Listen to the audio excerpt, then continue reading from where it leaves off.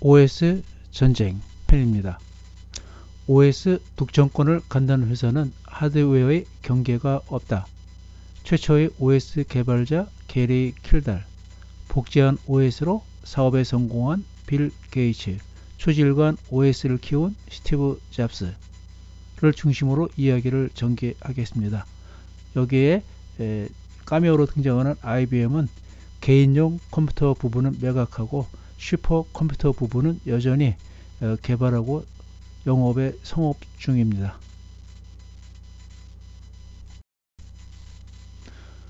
OS를 이해하려면 컴퓨터 부팅과 필수입니다. 여기에 컴퓨터가 있습니다. 모니터가 있고 전원 케이블이 있고 키보드, 마우스, USB, 또 이 본체, 본체에는 메모리, CPU, 기타 여러가지 부품들이 또 들어가 있습니다. 내가 지금 게임을 하기 위해서거나 또는 인터넷을 서핑을 한다 그러면 하려고 지금 전원을 넣습니다. 그러면 우리 눈에 보이지 않는 프로그램들이 실행이 됩니다. 그것을 롬 바이오스라고 해서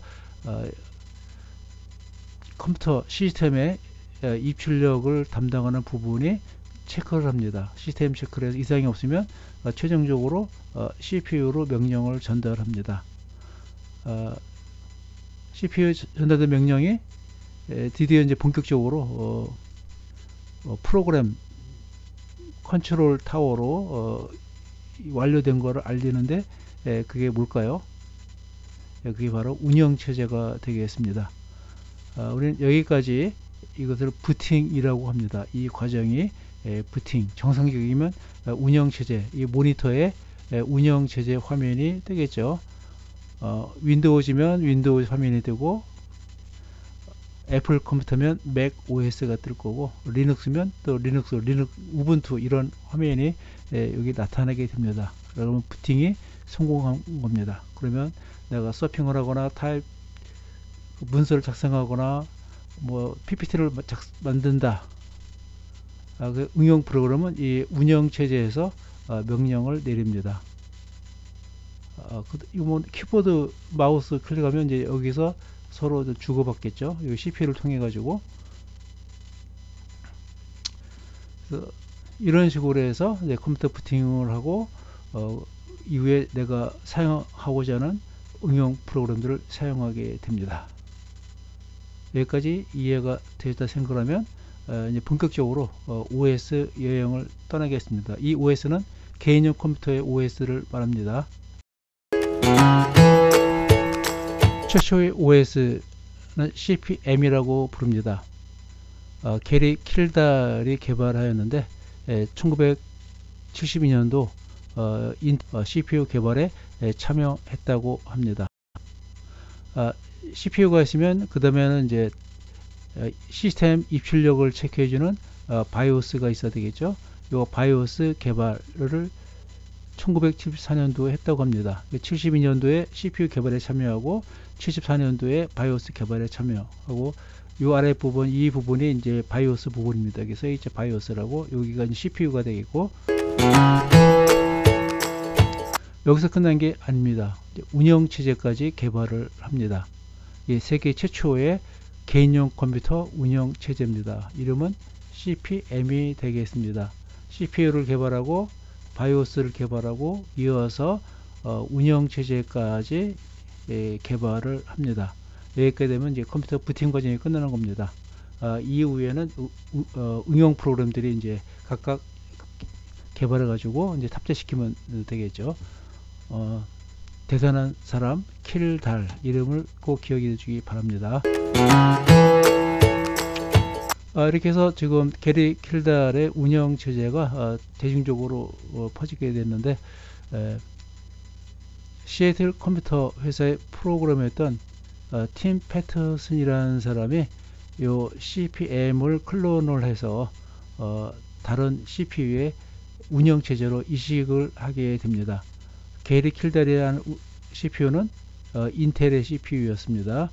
이게 CP/M 최초의 운영 체제였고, 모토로라사에서 만든 CPU가 8600 이런 CPU가 나오는데, 여기에 작동할 수 있게 요 CPM을 카피를 했어요.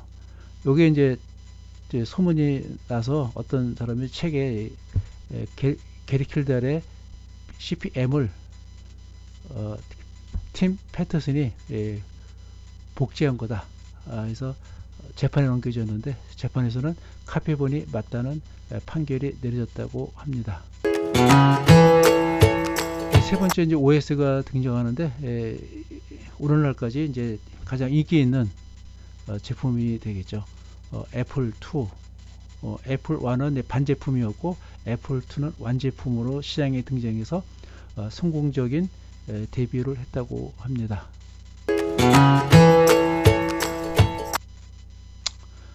애플 2는 이제 독자적인 CPU, 아까 이제 인텔 8086을 쓰지 않고 다른 CPU를 썼고 하드웨어 체제도 좀 다르게 한 것 같습니다. 그 다음에 독자적인 운영 체제, 맥 도스를 사용을 했습니다. 그 다음에 하드웨어하고 운영 체제가 별도이다 보니까 응용 프로그램이 없었어요. 시중에서 사용하는 응용 프로그램을 사용할 수 없어서 또 응용 프로그램까지 제작하여 보급하였습니다.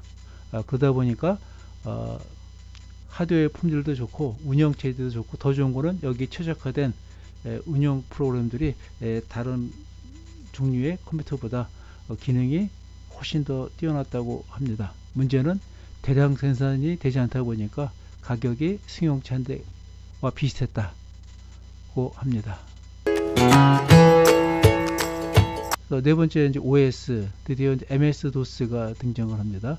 1977년 폐쇄적인 구조의 고가의 애플 컴퓨터가 개인용 컴퓨터 시장을 독주를 하고 있었습니다.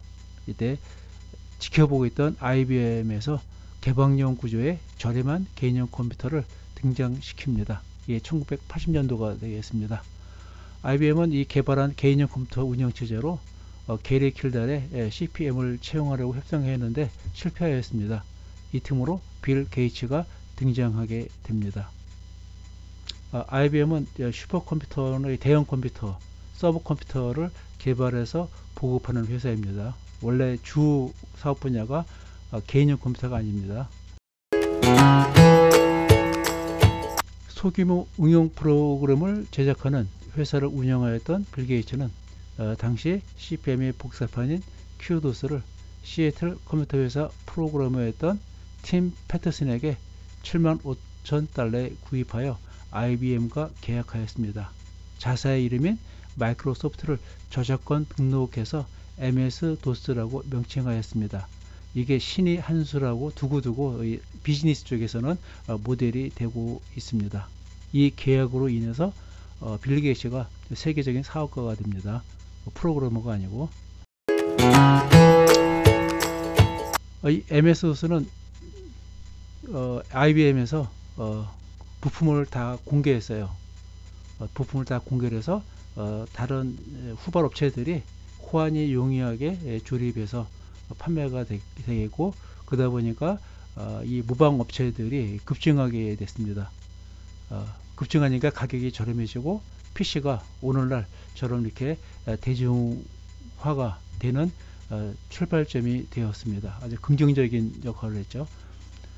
반면에 핵심 기능을 공개하고 특허료를 받지 않은 IBM은 사업이 오히려 침체하게 돼서 시장에서 퇴출됩니다. 죽은 자와 살아남은 자. 이렇게 1970년대와 1980년대 수많은 개인용 컴퓨터 회사들이 등장하였습니다. IBM, 델, HP, 일본의 도시바, 히다치 이런 전자 회사들이 부흥했다가 사라지거나 명맥만 유지하고 있습니다. PC 대중화를 이끌었던 IBM의 PC 부분을 중국의 신흥 컴퓨터 회사인 레노버가 인수하기까지 했습니다. 물론 IBM은 특허를 개방하지 않은 슈퍼컴퓨터 분야는 여전히 세계 최강으로 보급하고 있습니다. 당시 무대 뒤에 있던 스테프 OS와 같은 역할을 하던 OS 제작 회사인 마이크로소프트가 어느덧 무대 위의 절대 강자로 세계 1위 기업으로 등장하였고, 이어서 하드웨어와 OS의 독자 노선을 꾸준히 지켜온 애플 컴퓨터가 게임 체인저로서 새로운 세계를 열고 있습니다. 살아남은 두 회사의 공통점은 OS입니다. 하드웨어 회사들은 시장의 부심에 따라 흥망성쇠의 길을 걷지만, OS를 갖고 있는 회사는 흔들림 없이 지속적인 발전과 시장의 주도권을 잡고 세계의 변화의 주역이 됩니다. OS는 기술 발전의 키라고 할 수 있습니다. OS를 탄생시키고 키우는 회사는 살아남습니다. 우리나라에도 OS가 언제 탄생할까요? 예, 여기서 마치겠습니다.